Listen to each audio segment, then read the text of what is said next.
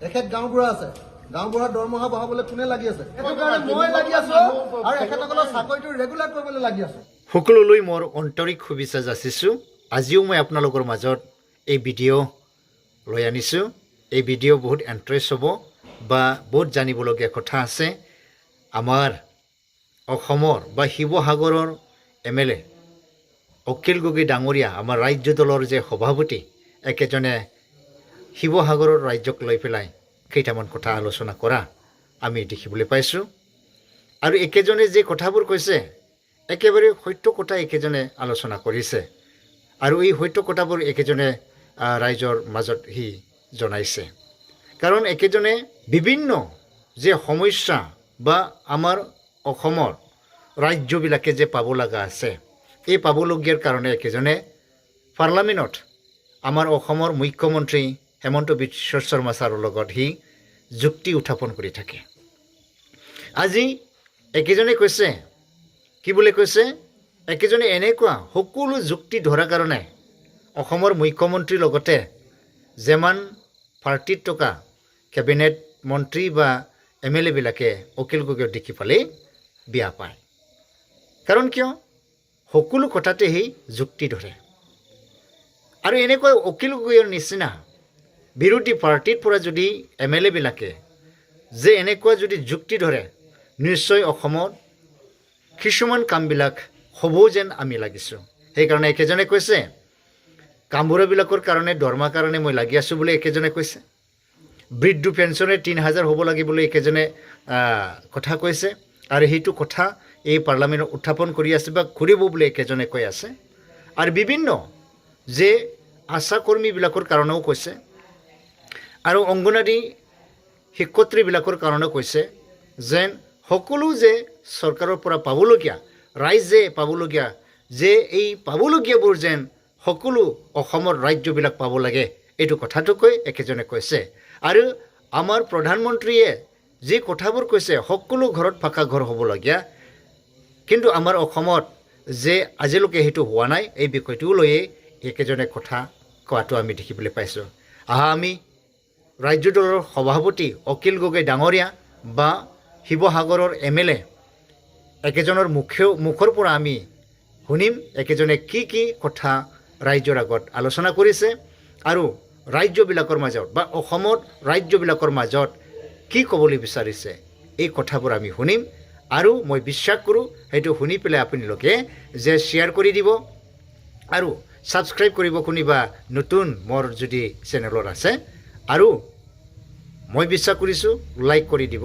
আপোনালোকৰ লাইক কৰাই মোৰ কাৰণে বহুত ডাঙৰ এটা উৎসাহ বা উদ্দীপনা মোৰ কাৰণে হ'ব। সেইকাৰণে মই সকলোলৈ একবাৰ আন্তৰিক শুভেচ্ছা যাচি আমি আমাৰ অখিল গগৈ ডাঙৰীয়াৰ পৰা আমি এই কথাবোৰ শুনিম একেজনে কি কি আমাৰ মাজত কৈছে। বৃদ্ধ মানুহবিলাকৰ এখেত গাঁওবুঢ়া আছে, গাঁওবুঢ়াৰ দৰমহা বঢ়াবলৈ কোনে লাগি আছে? আপোনালোকৰ গাঁওবুঢ়াৰ দৰমহা চাকৰি সেইটো কাৰণে মই লাগি আছো আৰু এখেতসকলৰ চাকৰিটো ৰেগুলাৰ কৰিবলৈ লাগি আছো। অংগনবাদী কৰ্মী সহায়িকা কোনে লাগি আছে? বৃদ্ধ পেঞ্চন 250 টকা নহয়, বৃদ্ধ পেঞ্চন 3000 কৰিব লাগিব বুলি এইবাৰো বিধানসভাত ধৰিছো।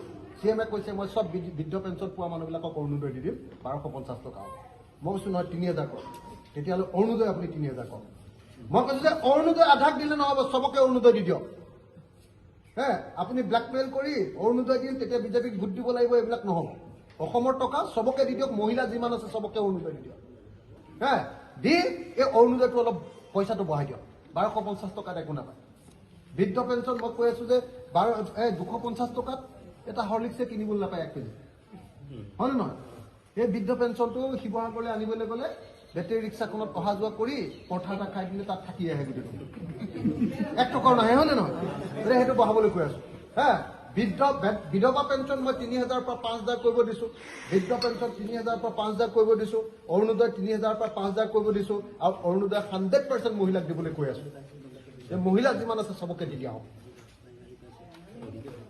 ৰান্ধনীখিনিৰ কাৰণে লাগি আছো, আশা কৰ্মীখিনিৰ কাৰণে লাগি আছো। আকৌ আশা কৰ্মী ৰান্ধনী বাদ দিয়ক, যিসকল এখেতসকলৰ নিচিনা চাকৰিয়াল আছে 2005 চনৰ পাছত চৰকাৰী হৈছে চাকৰি, সেইবিলাক মানুহৰ পেঞ্চন কাটি দিলে নৰেন্দ্ৰ মোদী আৰু হিমন্ত বিশ্ব। তেওঁলোকৰ পেঞ্চনৰ কাৰণে মই লাগি আছো। অহা 3 তাৰিখে মই আকৌ পেঞ্চনৰ কাৰণে নটিচ দিছো।